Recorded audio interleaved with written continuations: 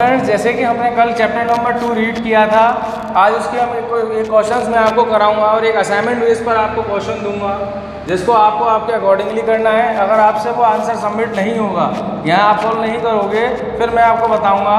पहले हम इस क्वेश्चन को सॉल्व करते हैं। हमारा फर्स्ट क्वेश्चन है, what are the problems which Shantu must have faced in the village after migration.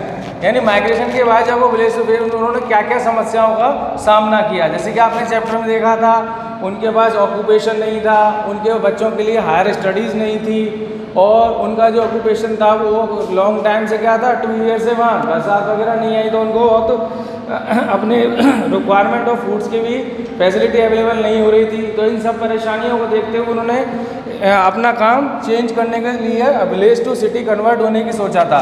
But अब इस क्वेश्चन में हमसे केवल इतना पूछा है कि उन्होंने किन परेशानियों का सामना किया था, जो कि हमने देखा था।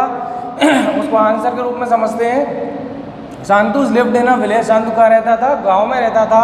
And there main occupation was agriculture. उसका मेन काम क्या था? एग्रीकल्चर, यानी खेती था।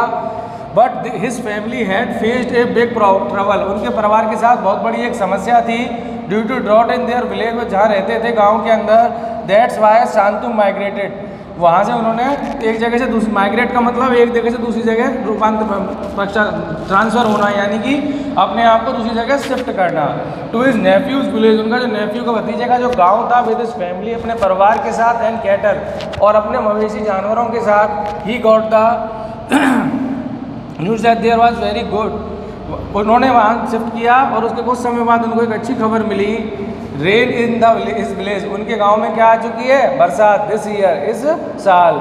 सो ही टुक हिज फैमिली। वो अपनी फैमिली के साथ, एंड कैटल, और अपने मवेशी जानवर के साथ, with him, and return to the own village. अपने गांव की तरफ वापस चल दिए। यानी कि जो उनको प्रॉब्लम फेस करनी पड़ रही थी, उस प्रॉब्लम को उन्हें सॉल्यूशन मिला।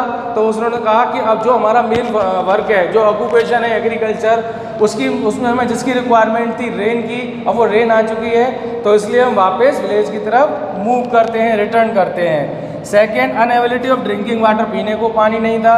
Is the main problem of village of Shantu. Shantu के गांव में सबसे बड़ी समस्या थी कि वहाँ जैसे रेन नहीं हुई थी, तो वाटर की जो रिक्वायरमेंट थी वो फुलफिल नहीं हो रही थी। There is a no suitable occupation. और वहाँ प्रॉपर रूप से कोई भी एक ऑक्यूपेशन नहीं था, कोई व्यवसाय नहीं था, जिससे कि वो अपने क्या बोलते हैं, व्यापार को, अपने व्यवसाय को, अपने परिवार को चला सके, व्यवसाय को आगे बढ़ा सके। क्योंकि वहाँ कोई ऐसा व्यवसाय था ही नहीं जिससे वो अपने परिवार का भरण पोषण कर सके। कि यहाँ पर इन शांतुज विलेज, उसके विलेज में।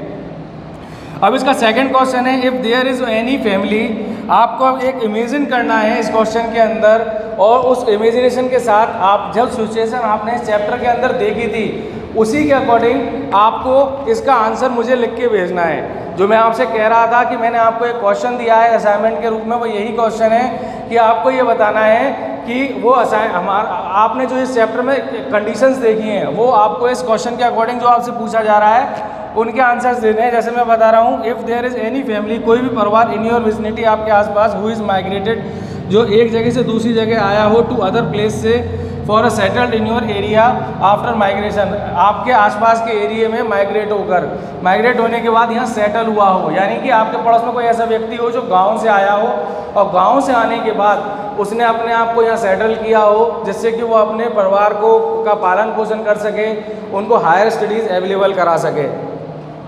फॉर सम अदर प्लेस से they collect the following information. इस तरह की आपको इन्फॉर्मेशन कलेक्ट करनी है इसके बारे में। Number 1, the family migrated to और फ्रॉम विच प्लेस। यानी कि वो जो फैमिली है वो कहाँ से, किस प्लेस से आई है। Number 2, what are the reason for migration. यानी कि जैसे इस क्वेश्चन में क्या रीज़न था इस चैप्टर के अंदर, कि उनका जो ऑक्यूपेशन था एग्रीकल्चर, और एग्रीकल्चर के लिए क्या चाहिए थी? रेन। तो रेन उनके लिए नहीं आ पा रही थी, नहीं हुई थी, तो उनको क्या है, उनका ऑक्यूपेशन नहीं चल पा रहा था। तो ऐसे ही उनका क्या रीज़न है जो आपके नियर ओवर पर्सन है।